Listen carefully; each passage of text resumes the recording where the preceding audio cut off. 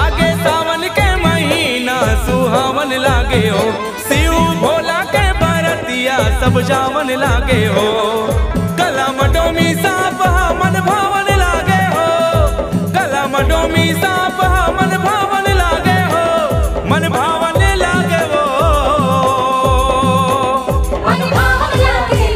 आगे सावन के महीना सुहावन लागे हो। शिव भोला के बरतिया सब जावन लागे हो।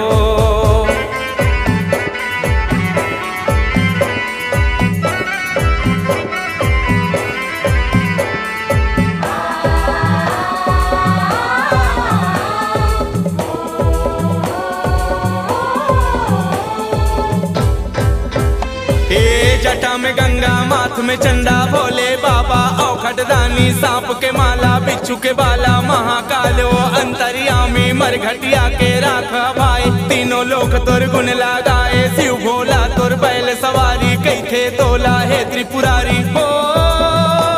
मन भावन लागे वो।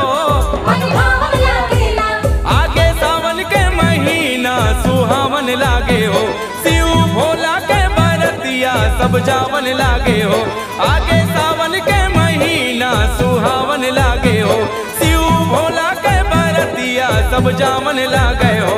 ए सावन मा शिव जिल मनाबो गा भैया बेल के पतिया चढ़ाबो ना।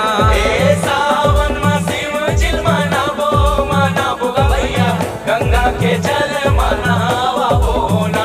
ए सावन मा शिव जिल मनाबो गा भैया बेल के पतिया चढ़ाबो ना।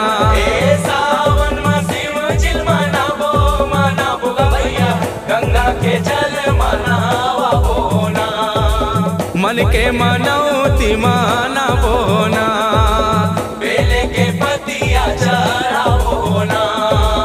मन के मनौती मनाबो ना। गंगा के जल मना